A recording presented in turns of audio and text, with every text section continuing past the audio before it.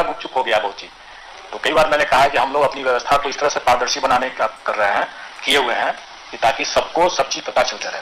बहुत सी चीजों को आप लोग अभी देख रहे हैं, वो उसी का नतीजा है कि चूंकि हम लोगों ने पारदर्शी रखा इसलिए आपको पता भी चल रहा है, और पता चलना ही चाहिए, क्योंकि तभी तो हम हमारे यहाँ भी अगर कोई गंदगी कोई नहीं करने से डरेगा। तो ये तो हो गई पुरानी बातों के लिए। तो अब हम लोग आज का जो मुख्य बातें जो आज की है वो हम बता दें आपको।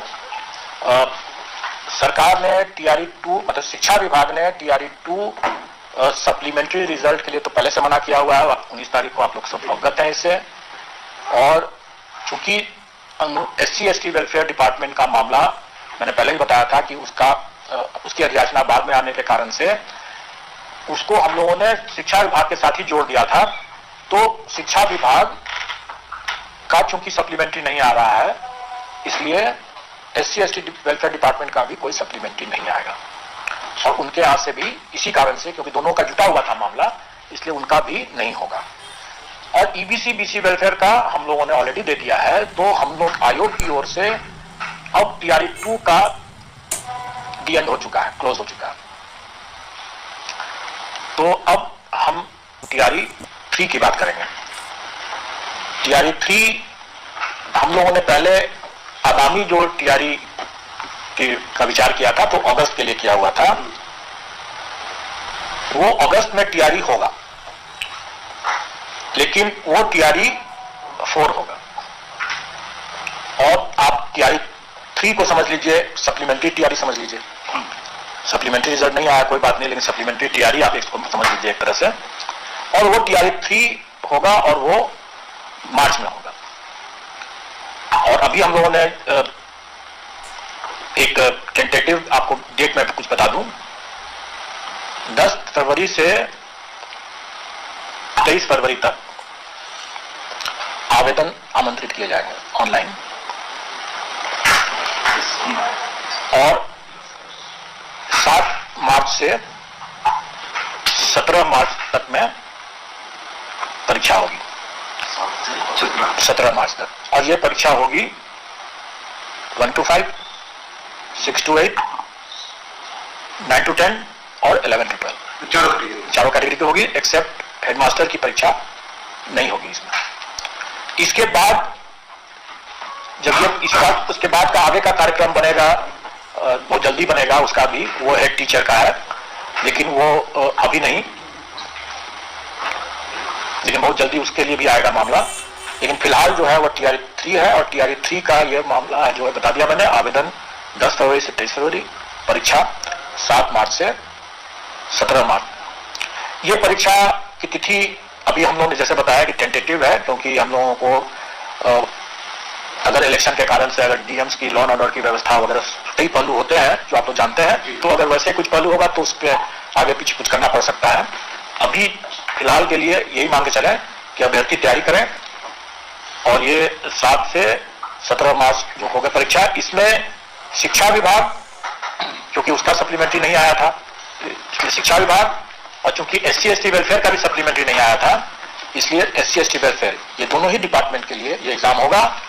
और चूंकि इस EBC/BC वेलफेयर डिपार्टमेंट का सप्लीमेंट्री रिजल्ट आ चुका है, इसलिए TRE 3 में EBC/BC वेलफेयर सम्मिलित नहीं है। तो सिर्फ 2 विभाग होंगे। और इस बार हम लोग विभागों के बीच में चयन का कोई प्रावधान नहीं रखेंगे। हम लोग उसमें जैसे हम लोग ने पिछले बार भी किया था, 38 के बाद 39 से करके किया था, उसी तरह से रहेगा। और लेकिन मल्टीपल रिजल्ट्स हम देने की हमारी बाध्यता है, क्योंकि किसी को भी हम बाकी विकल्प हमको देना होता है। अगर कोई 11-12 करना चाहे, कोई 9 to 10 करना चाहे, कोई तीनों करना चाहे, चारों करना चाहे, तो वो कर सकता है, वो अप्लाई कर सकता है और उसके लिए उसको देना होगा। और इसमें सप्लीमेंट्री रिजल्ट का कोई प्रावधान नहीं रहेगा, जैसा कि विभागों ने स्पष्ट कर दिया है, क्योंकि ये परीक्षा ही एक तरह से सप्लीमेंट्री परीक्षा की मानते चले आप लोग, इसलिए इसमें सप्लीमेंट्री रिजल्ट की कोई प्रावधान नहीं रहेगा। और इसमें जो बचे हुए जो पद होंगे वो फिर उसके बाद TRE 4 में जाएंगे, और जो अगस्त में होगा। और अभी पदों की पूरी संख्या नहीं हमारे पास आई हुई है, लेकिन वो जब आएगा तो वो भी हम लोग आप लोग को बता देंगे। संभावित है कि बड़ी संख्या में इस टीआरई 3 में भी और टीआरई 4 में भी, दोनों में संभावित है बड़ी संख्या में। कितना है अभी नहीं बता सकते जब तक वो सब जब शिक्षा विभाग से जब आएगा या SC/ST वेलफेयर से आएगा। SC/ST वेलफेयर से तो कम ही आएगा क्योंकि SC/ST वेलफेयर के पद भी बहुत कम है, तो कम ही आएगा। बाकी जब आएगा तो आप लोगों को खबर हो जाएगा उसके बाद। मैंने वो कोई भी अनुमान नहीं दूंगा मैं। हम लोग का जो प्रावधान है उसमें कि जो आवेदन करने की अंतिम तिथि तक उनकी पात्रता होनी चाहिए, जो है उनका रिजल्ट जो है वो उस तारीख तक होना चाहिए। सर STT परीक्षा के फॉर्म लिए गए हैं तो ये बच्चे कटेंगे टीआरई 4 में जाएंगे। मैंने बता दिया कि जो हमारे जो आप इसको अगर जैसे मैंने पहले भी कहा, इसको सप्लीमेंट्री एग्जाम अगर के दृष्टिकोण उस तरीके से समझने में ज्यादा आसानी लगेगा लोगों समझने में। देखिए मैं कोई भी नीतिगत मामले में इस पर कुछ भी नहीं कर सकता हूं। वो नीतिगत मामले जो भी है वो सरकार के क्षेत्राधिकार में है और वो उस पर मैं कोई भी टीका टिप्पणी नहीं करूंगा। हमारे हिसाब से जो परीक्षा जो हमारे जो आवेदन की अंतिम तिथि तक जो लोग उसके लिए एग्जाम के लिए योग्य होंगे, हमारी टीआरई 3 की परीक्षा के लिए जो योग्य होंगे वही भाग ले सकते हैं। फिर से नीतिगत कोई भी बिंदु पर हम नहीं कमेंट करेंगे। इसके लिए हमें अगर जानकारी भी होगी तो भी मैं कमेंट नहीं करूंगा, मैं कर नहीं सकता हूं, मैं इसके लिए अधिकृत नहीं हूं। तो आप इसके लिए शिक्षा विभाग से ही आप पता करें कि क्या हो सकता है।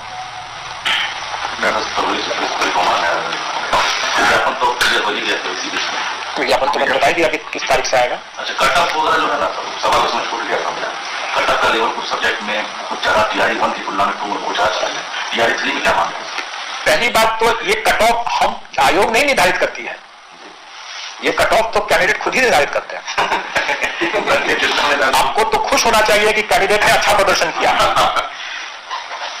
जस्ट लाइक रेस है। ये तो हम थोड़ी डिसाइड करते हैं। कई बार लोग ये समझते हैं कि हम लोगों ने कट ऑफ इतना हाई कर दिया। अरे हमने नहीं किया, कैंडिडेट ने खुद ऐसा परफॉर्मेंस किया कि वो कट ऑफ हाई हो गया।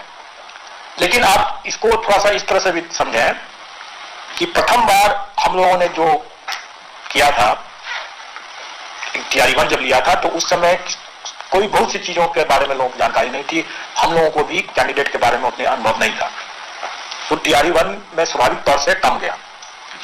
टीआरई 2 में जब बातें हुई तो हम लोगों ने भी अपने परीक्षा के जो प्रश्नों का स्तर को थोड़ा सा नीचे करने की बात सोचा, क्योंकि हम लोगों को लगा कि थोड़ा ज्यादा हो रहा है। हम लोगों ने अपने प्रश्नों का लेवल को एक स्तर नीचे किया और इस बीच में कैंडिडेट लोगों ने अपना स्तर ऊपर कर लिया। स्वाभाविक है कि उनको ज्यादा टाइम मिला, उनको भी एक एक्सपीरियंस हो गया टीआरई 1 का, तो उनका स्तर ऊपर हो गया। तो स्वाभाविक है कि एक तरफ प्रश्न पत्र का लेवल एक स्तर नीचे गया और उनका स्तर 2-3 स्तर ऊपर उठ गया, तो स्वाभाविक है कि वो कट ऑफ ऊपर जाएगा ही जाएगा। अब हम लोग भी इसको सीख ले करके टीआरई 3 के जो प्रश्न पत्र होंगे हम लोग भी कैलिब्रेट करेंगे और हम कैंडिडेट से भी उम्मीद करेंगे कि वो भी अपना स्तर बढ़ाते ही जाएंगे। तो स्वाभाविक है कि कैंडिडेट भी अपना स्तर बढ़ाएंगे और हम भी अपना स्तर बढ़ाएंगे।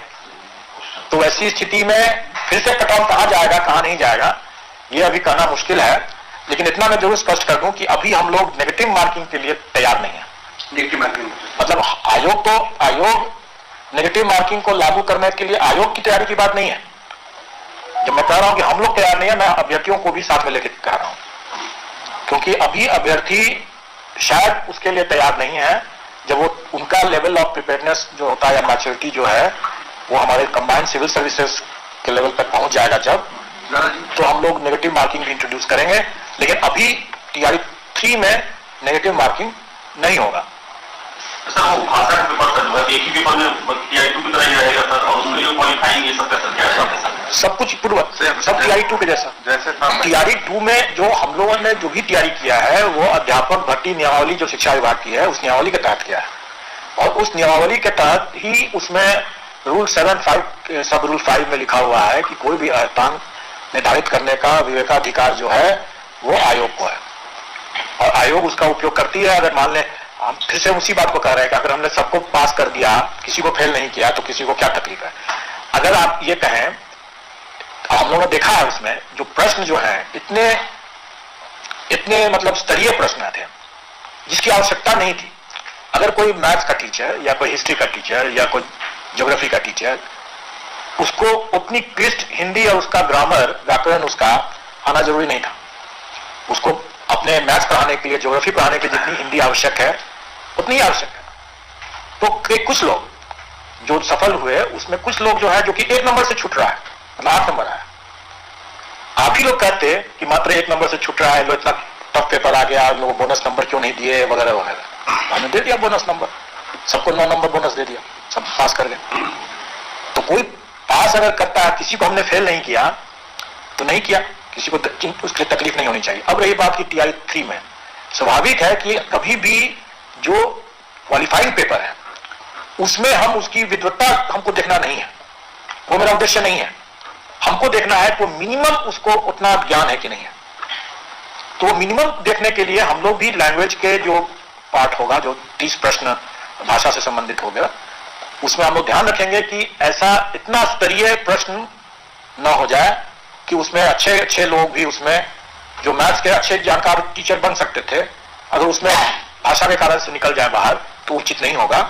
और इसीलिए हम लोग इस बार TRE 3 में जो भाषा से संबंधित जो मामले होंगे उसका स्तर थोड़ा ठीक से रखेंगे, क्योंकि हमें बहुत ज्यादा स्तर उसमें नहीं चाहिए, और कम से कम हमें उतना व्याकरण तो बिल्कुल ही नहीं चाहिए।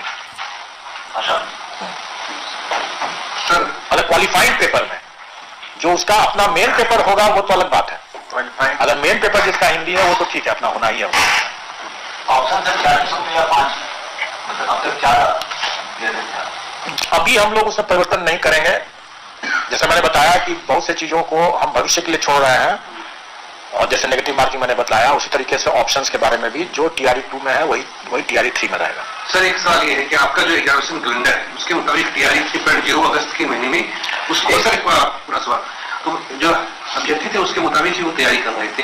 अब आप कह रहे हैं कि TRE 3.0 नहीं है बल्कि सप्लीमेंट्री पूरा परीक्षा इसको समझाया, पूरा रिजल्ट की घोषणा नहीं की है। सर ये किस हालात में सर, क्या कोई आप लोगों ने जो निर्णय लिया यहाँ पे कैसे पहुंचे कि मार्च में ही परीक्षा लेंगे? देखिए, अगस्त में परीक्षा होनी थी। हम लोग इसमें अगस्त की परीक्षा अभी भी है जी, और हम लोग इसमें कोई भी निर्णय हम लोग अपने से नहीं लेते हैं। अध्याची विभाग अपनी अधियाचना भेजते हैं और उसके हिसाब से हम लोग अपना बनाते हैं। अगर अध्याची विभाग को चाहिए कि अभी तुरंत हमें चाहिए तो अध्याची विभाग से पूछना होगा कि अभी उनको तुरंत क्यों चाहिए। यानी सर पिछले 2 हफ्ते का डेवलपमेंट ही अपना अनुभव से बता दीजिए। नहीं, हम लोग तो देखिए हमारी जो व्यवस्था है, अच्छा कि आपने पूछ दिया, आप लोग शायद अवगत भी हैं कि मेरा कार्यकाल सीमित है लेकिन हम फिर भी पूरे कॉन्फिडेंस के साथ क्यों कर रहे हैं कि हम लोग इसको कर सकेंगे, क्योंकि हमारी अपनी तैयारी और अपना जो टीम और अपनी व्यवस्था जो है वो सुदृढ़ हो चुका है। आप देखेंगे कि जो 15 दिसंबर को TRE 2 की परीक्षा हुई और उसके तुरंत बाद 18 तारीख को तुरंत उसके बाद जो पुनर्परीक्षा जो होना था री एग्जामिनेशन 2 सेंटर का, वो हम लोगों ने कर लिया। इतने कम समय में हम लोगों ने कैसे कर लिया? इसलिए कि हमारे पास पूरी तैयारी है।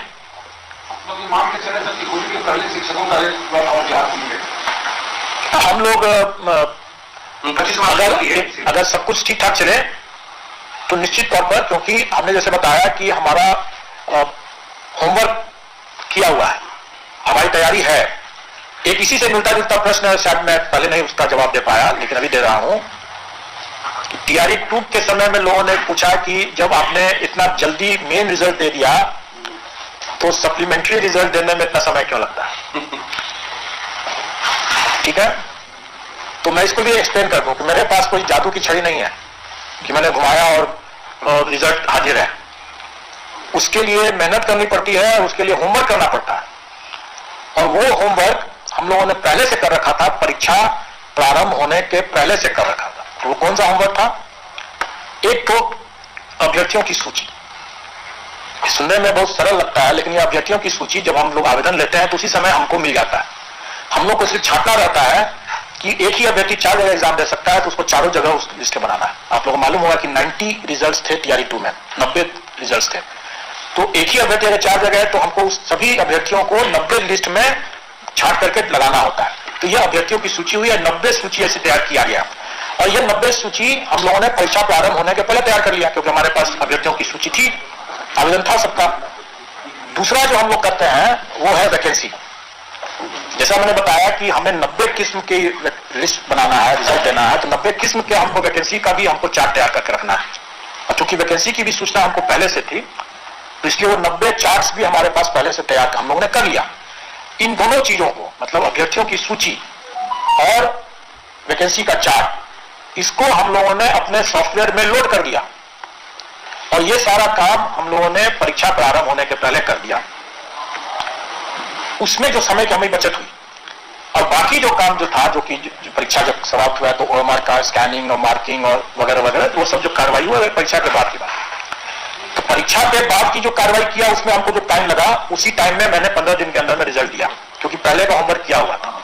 अब सप्लीमेंट्री रिजल्ट की जब बातें आई, तो सप्लीमेंट्री रिजल्ट में हमको तब तक पता नहीं चलेगा अभ्यर्थी कौन कौन से छठे, जब तक कि विभाग हमको नहीं बताएगा कि इतने लोगों ने इन जैसे 6 to 8 और 9 to 10 दोनों में हो गया, तो 6 to 8 का दावा अगर छोड़ा है, तो कितने अभ्यर्थी ड्रॉप आउट हुए मल्टीपल रिजल्ट के कारण से। उन अभ्यर्थियों की सूची जब तक विभाग नहीं देगा, तब तक हम अभ्यर्थियों की सूची को अपडेट नहीं कर पाएंगे। और ये तभी दे पाएगा विभाग जबकि उनकी अपनी काउंसलिंग खत्म नहीं हो जाती है। तो शिक्षा विभाग की काउंसलिंग तो 8 जनवरी को खत्म हुआ और दूसरे दो विभागों की काउंसलिंग 9 या 10 तारीख तक चला, तो उसके पहले तो हम दे नहीं सकते थे, क्योंकि वो हमको लिस्ट ही जब देंगे तभी तो हम अभ्यर्थियों की सूची बनाएंगे। और आपको ध्यान है, जैसे मैंने बताया कि 90 रिजल्ट हमको बनाने हैं, मतलब कि वो सूची को उनसे सूचना लेकर के अभ्यर्थियों की सूची को अपडेट करके उसको 90 तरह से हमको सजा के रखना होगा। उसके साथ साथ वैकेंसी की सूचना, वो भी तो बताएंगे कि कितने मल्टीपल रिजल्ट के कितने वैकेंसी क्रिएट हो रहे हैं। कहने का मतलब है कि जो होमवर्क हम मेन रिजल्ट बनाने में हम पहले से कर चुके थे, वो होमवर्क हम तब तक नहीं कर सकते हैं जब तक कि संबंधित विभाग हमको उसकी सूचना दे। एक ब्रेकिंग और दे दीजिए, 7 से 17 मार्च जो है ये परीक्षा की थी,